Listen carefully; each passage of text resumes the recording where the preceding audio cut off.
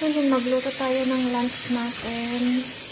Ayan, ito yung noodles na lulutuin natin. Anong lulutuin natin ngayon is sabaw. Ito yung noodles. Andun na yung nagpapakulo na ako ng tubig para ilagay ko na mamaya. Hindi ko na siya kailangan i-ano mamaya. Saka may bone marrow dyan para magkalasa-lasa. Yan, tapos ilagay natin mamaya. Mga 3 minutes lang ito maluto na. Yan, tapos meron tayo dyan sili at saka sibuyas dahon. Tapos syempre may gulay tayo dito na tawag dyan is cabbage kasi yun lang ang marami dito. Tapos ito nagpuprito ako ng minced meat tapos sibuyas bawang.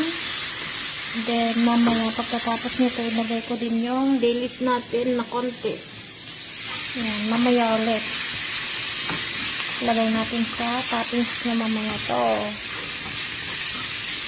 Mamaya ulit, Ganito lang ako magluto. Madalian, diba? Ayan.